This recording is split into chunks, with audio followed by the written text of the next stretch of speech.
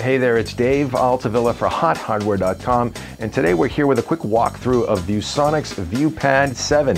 This is a 7-inch Android-powered tablet PC. Currently, ViewSonic installs Android 2.2, otherwise known as Froyo, on the device. It's built around an ARM11 600 MHz processor, specifically the Qualcomm MSM7227 with onboard Adreno 200 graphics. We'll get back to that in a little bit. Also on the slate is installed 512 meg of system memory, RAM, as well as 512 meg of internal NAND flash ROM for storage. Now, it's not quite enough storage in our opinion, but they do have a micro SD card slot in the device for expandability. Display in the device is a 7-inch capacitive multi-touch LCD screen with a native resolution of 800 by 480, contrast ratio of 501, and brightness of about 350 nits.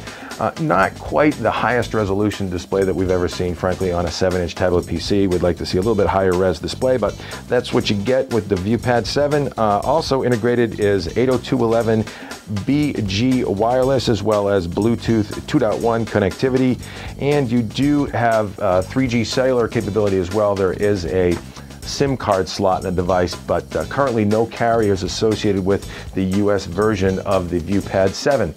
With the kit, you get this handy-dandy AC adapter, and they actually give you a multitude of snap-on plug types in case you're hitting European markets or what have you. A USB charger slash a sync cable. This is actually, you can charge via the USB port as well. And a set of earbuds with a built-in microphone, and this handy-dandy carrying case here. Hopefully you can see that. Just pop that open here. It actually cradles right in the carrying case.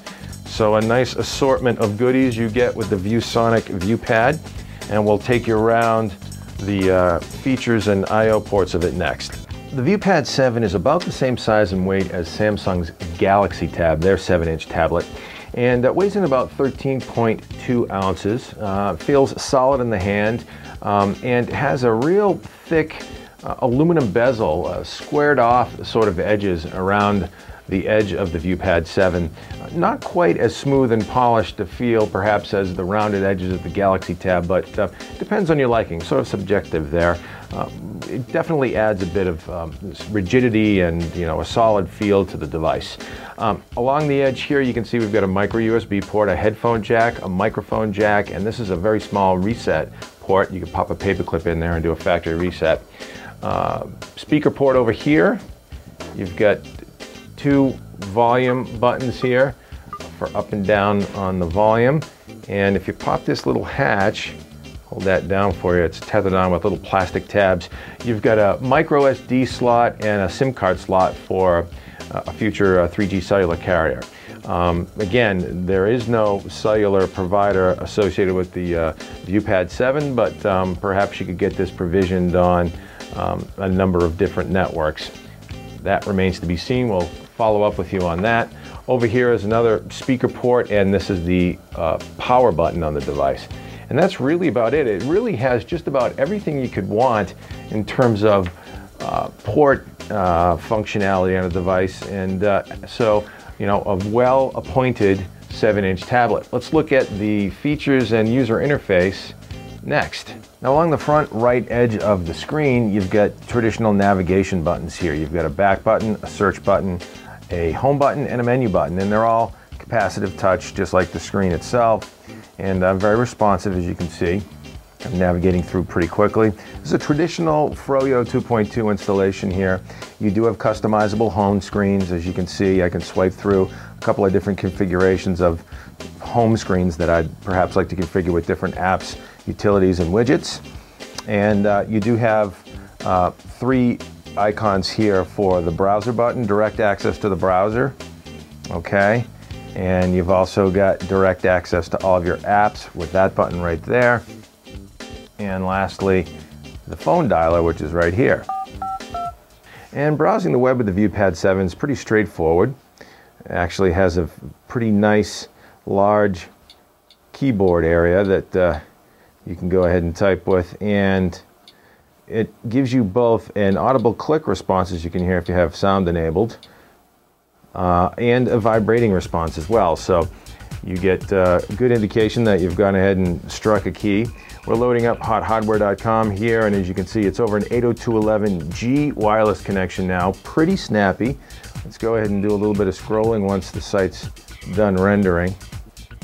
And we've got traditional pinch and zoom capabilities, also pretty responsive, and orientation as well for portrait and landscape mode with the onboard G sensor.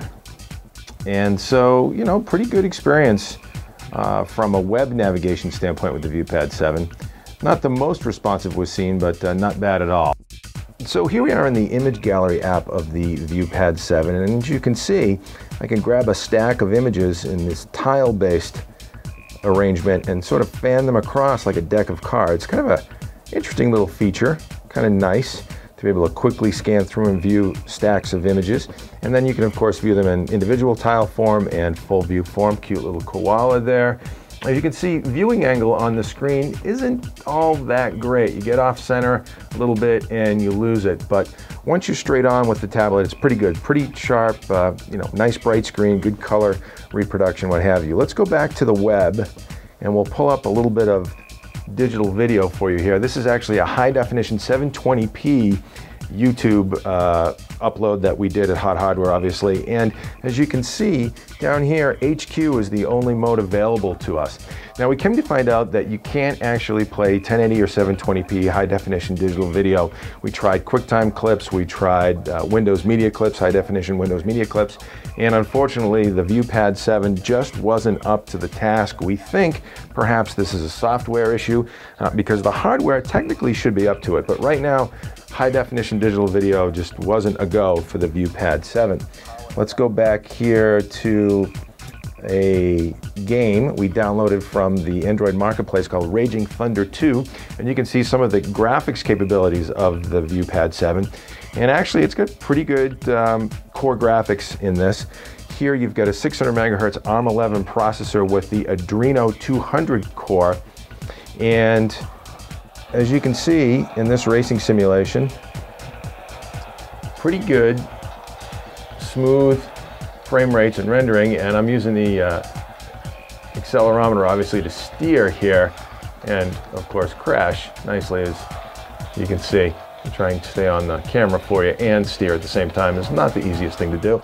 So we'll hop out and we'll do a quick little benchmark. This is an application that you can find on the Android marketplace called NeoCore, and we go ahead and set that up to run, and we came to find out that the 600 megahertz ARM11 core in the ViewPad 7 isn't actually you know, all that bad. It's, you know, you might think that's a slow processor, but the graphics core in this is the Adreno 200, and the ViewPad 7 actually competes with the likes of the Dell Streak, which has a 1 gigahertz Snapdragon, Qualcomm Snapdragon processor, and also Adreno 200 graphics. And we came to find out that here in NeoCore, we scored about 35 frames per second, 35 and change, and that's about exactly what the Dell Streak 5 scores. So, you know, fairly decent graphics engine in this tablet, but again, HD video is something they've got to work on for the ViewPad. And finally, here we are in the ViewPad 7's camera application.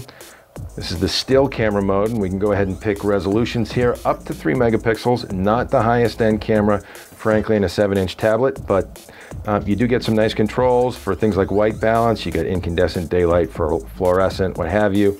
We'll go ahead back to auto so things don't look so yellow.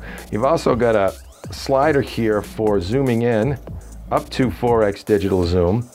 Okay, let's flip to the video camera mode. Okay, and here you've got similar controls as well. You've got different video effects for mono, sepia, negative, if you really want to get freaky. And down here you've got those white balance settings, and then you've got resolution settings on this selector here. And so that's a quick nickel tour of the ViewSonic ViewPad 7. Stop by the site for our full detailed review with benchmarks. I'm Dave Altavilla for HotHardware. Thanks for stopping by.